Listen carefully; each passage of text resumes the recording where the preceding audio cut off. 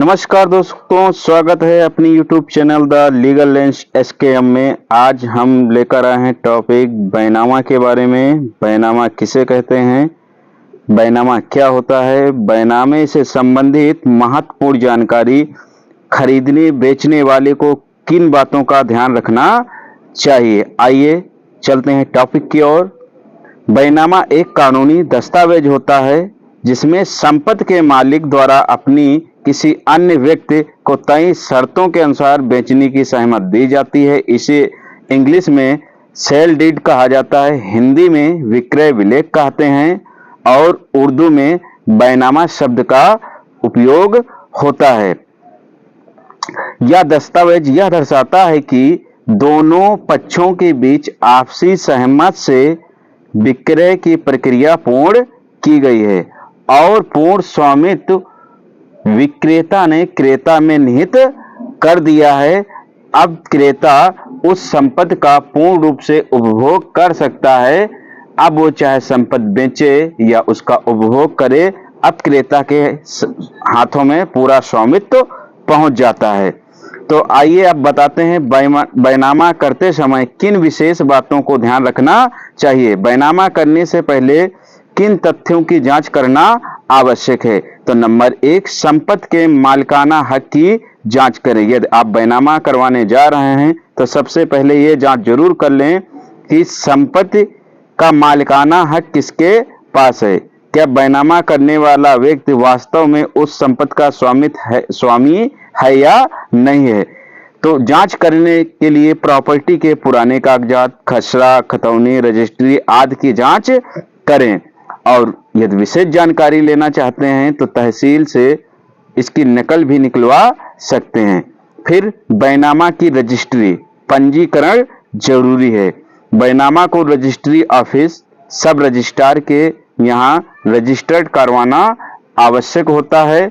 यदि रजिस्ट्री नहीं होती है तो बैनामा पूर्ण नहीं माना जाता है। आप उस पर लीगल एक्शन नहीं ले सकते हैं, क्योंकि बहुत से जगहों पे देखा जाता है कि लोग 10 या 100 वाला स्टाम्प लाते हैं और उसी पर विक्रय विलेख लिखकर गांव वालों के अंगूठा साइन लगवा लेते हैं, उसे ही बैनामा मान लेते हैं। लेकिन ये पूरी तरह से लीगल नहीं है, ये किसी भी प्रकार से मान्य नहीं होता है। सामने वाला अपनी प्रॉपर्टी पुनः ले सकता है और आप उससे केस हार भी सकते हैं। बिना रजिस्ट्री के दस्तावेज की कानूनी वैधता नहीं होती है। तीसरा है स्टाम्प ड्यूटी और रजिस्ट्रेशन फीस। जब आप बैनामा करवाने जाएंगे तो राज्य सरकार को स्टाम्प ड्यूटी चुकानी होती है। स्टाम्प ड्यूटी ऑफलाइन या ऑनलाइन दोनों तरह से चुका सकते हैं। उसमें निर्धारित जो मालियत आती है उसका स्टाम्प शुल्क चुकाना होता है। चौथा है संपत्ति पर कोई कानूनी विवाद तो नहीं है। तो चौथे पॉइंट को आपको जांच करना आवश्यक है।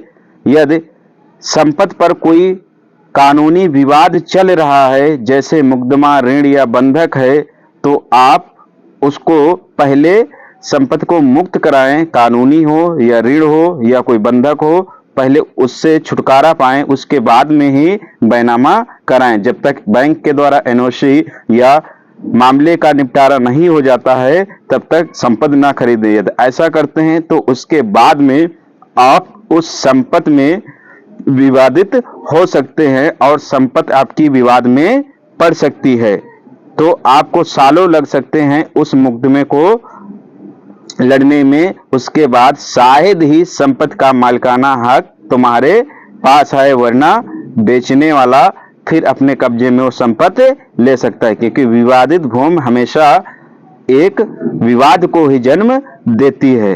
पांचवा है दोनों पक्षों की पहचान सत्यापित करें, जैसे कि आधार कार्ड, पैन कार्ड, फोटो आदि की कॉपी ले लें।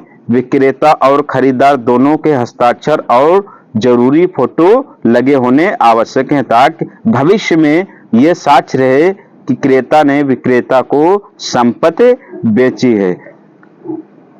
6 पॉइंट है गवाहों की उपस्थिति। कम से कम दोनों तरफ से 2 गवाह, ज्यादा से ज्यादा 2 गवाह लगते हैं। ये हर राज्य में अपना अलग अलग मैटर हो सकता है, कहीं पे 2 गवाह, कहीं पर दोनों तरफ से दो दो गवाह रहते हैं। सातवां है बैंक से लोन लिया है तो उसका उल्लेख करें।